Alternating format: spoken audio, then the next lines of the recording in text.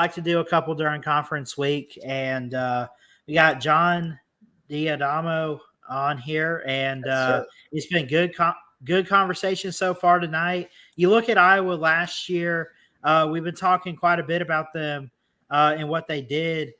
This is a team that went 8-5 overall. They went 5-4 in the Big Ten. They won their bowl game over Kentucky, which I think is a huge win. Not only that, you shut out an SEC team. It was 21-0, which is huge. I also want to point out, now Northwestern's kind of a bad team in the Big Ten, kind of, sort of, just a little bit. No, a lot. They scored 33 points in that game. We know that they can find ways to put the pieces together on offense, and want to pull up the schedule too. They open up with a actually pretty good program. I don't know how they're going to be this year, but Utah State, Alabama, my Crimson Tide opened the season with them last year, and it was a whooping. Be honest, I mean, I think it was like 55-10 or something like that, but automatically right out the gate, I think it probably should be a win. Then they get Iowa State, Western Michigan, at Penn State as you see those first 4 games. What do you think? Yeah. So, I mean, they get their first 3 games at home, or their first 2 out of their 3 at home, and then they have Iowa at Iowa State. In my mind, all 3 of those seem like wins. Iowa State might be a challenge. They've been a challenge in the past, but they've been rehabbing in terms of offense as well. And I just don't think that Iowa State has the horses this year to contend with Iowa and all of the talent that they have. As far as Western Michigan and Utah State, those to me seem like, 40-3 games. I mean, even with the offense that Iowa has, with Cade, I think they're going to score pretty comfortably in both of those. And it really, your first, I think, really super difficult game is at Penn State. And like I said, so Erica Goldberg, a friend of the Voice of College Football and friend of Hawkeye the Storm on Iowa, is joined us. I think you're exactly right. Iowa State did beat you recently. I think it was this past year, but at the end of the day, like, that doesn't happen that often. Iowa does have the rivalry pretty locked. And so, like I said, I think your first really tough game is at Penn State, at Beaver Stadium. It is a night game, so that's never super fun. But they're not a Kinnick night game. So a Kinnick night game, look out, because there's something called the Kinnick voodoo, Kinnick magic, and it's real. And Michigan fell to it back in 2016. And Michigan lost at Kinnick at night. That's a whole nother level. But Beaver Stadium at night's pretty even. So I think that Iowa could win that game for the following reasons. One, I'm not sold on Penn State, like I told you. I'm not sold on the quarterback.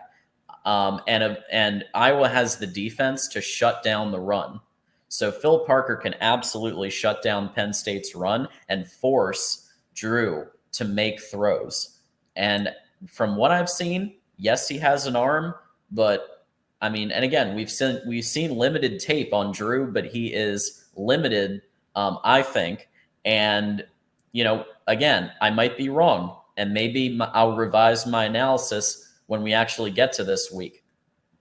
But at the end of the day, in case you just mentioned that even Ohio State, the great Ohio State Buckeyes, also fell to the Kinnick magic, and got kind of thumped.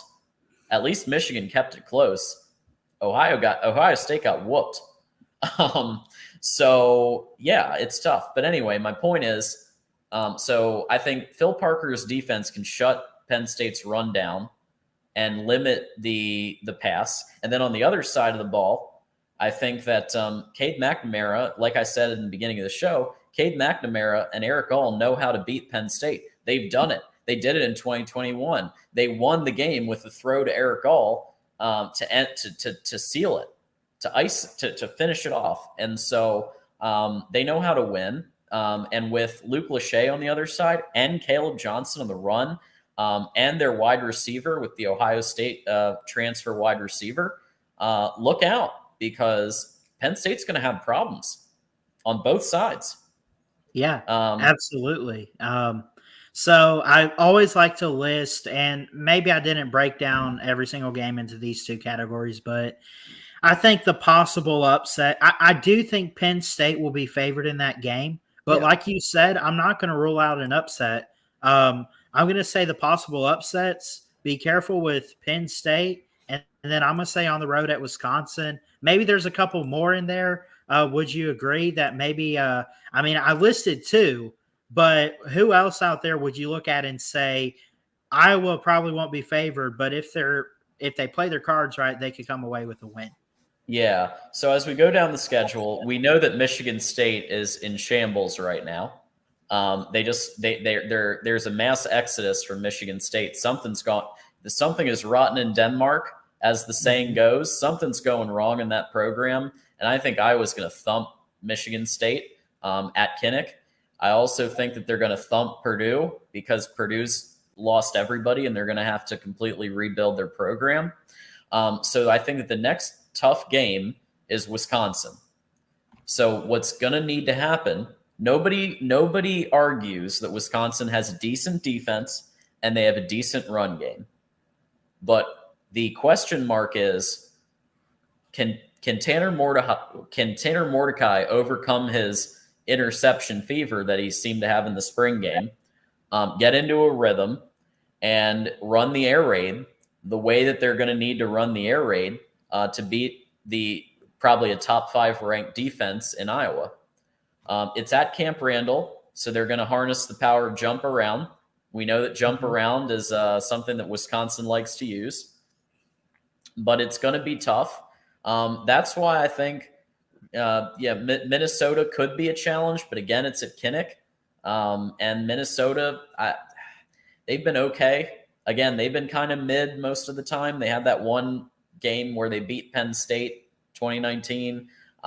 They're better now than they were under Tracy Claeys, but they're still not great.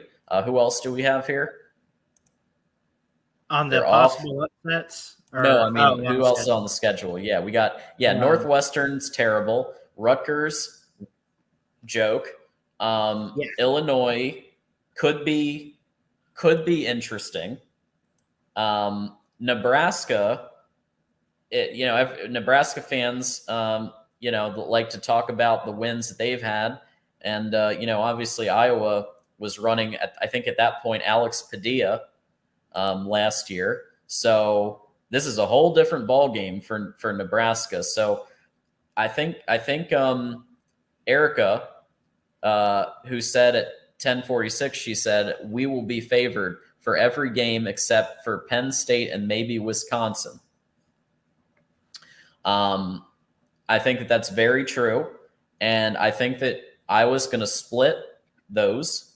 So they're going to win one and lose one, which means if I'm going to keep my logic going from the fact that I think they're going to beat Penn State, considering, as Erica said, they beat Penn State even with Petrus, terrible quarterback.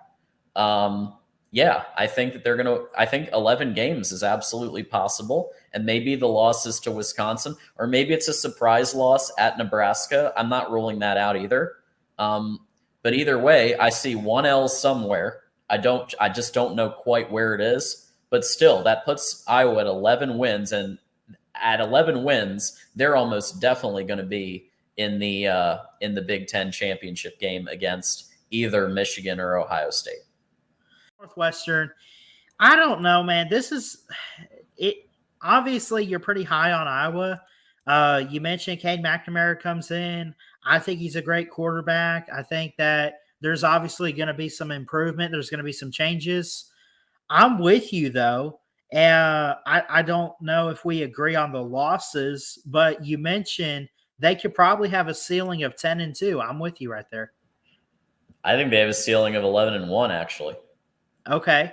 I don't know about 11. I'll stick to 10, but yeah. Hey, man, you predict whatever you want. I'm just saying, like, with the like, they don't have to play Michigan, they don't have to play Ohio State. Immediately there, you're at a much better position. So yeah, 10 or 11 wins, I think, is absolutely possible. The thing with Utah State, man, they went 6-7 last year. They're not very good.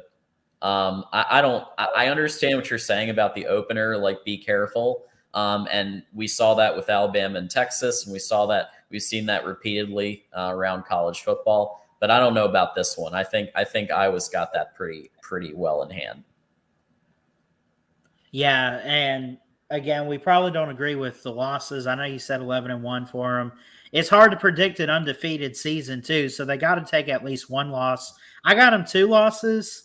Yeah, I'm gonna say they do lose to Penn State. I do think they lose to Penn State, and then I have a feeling Luke Fickell by this point in the season. I don't know. Maybe. I mean, again, it's all predictions in the off season, and we don't know until they take the field. Hey, we got our buddy D4 Sports is saying hi. Let's go. D4. And, yeah, I agree. I think that the conventional wisdom loss is against Penn State, but Iowa beat Penn State, like Erica says, with Spencer freaking Petras, one of the worst quarterbacks I've seen. And one of the worst offensive coordinators in the history of football, not just college football, in the history of football. I'm going to go that far. He's that bad. And they still beat Penn State. So imagine what they're going to do with Cade McNamara, Eric All, Luke Lachey, Caleb Johnson, a better wide receiver core, transfers in the O-line. They're going to crush it. And their defense is already going to be top 5 or 10. So, yeah, I don't know. It's just Wisconsin, I thought they were going to be really good looking, but they look kind of mid to even bad at points in the spring game. I know it's a spring game. I know they're just installing the air raid. So as we know, and D4 knows very well because he's a coordinator, that when you're installing a new scheme, a new offensive philosophy, it takes time. So maybe that was just because they're working out the kinks. The fact that Mordecai threw 4 picks is an anomaly, and we shouldn't read too much into it. But he didn't look good. And that's what I know right now about Fickell's offense at Wisconsin. It didn't look good. Defensively, though, they're going to be good. We know that. And they're going to be good at running game with Allen. They're going to be very good with Braylon Allen. He's one of the best running backs. He's probably going to go to the NFL pretty quickly. And yeah, D4 is mentioning that here. So he's an actual coordinator. Defensive coordinator. So yeah, new scheme needs live game action to tweak. Exactly. So by this point in the season, there will have been live game action, but I still don't know. But yeah, that does seem like you said that might be the loss. I can buy that. It's at Camp Randall. Jump around. Wisconsin jumps around to maybe a win, and then you've got an 11-1 if my theory of Penn State holds true and Iowa beats Penn State. Then if they lose to Wisconsin, that's an 11-1 season, and you're off to the Big Ten championship game against Michigan or Ohio State.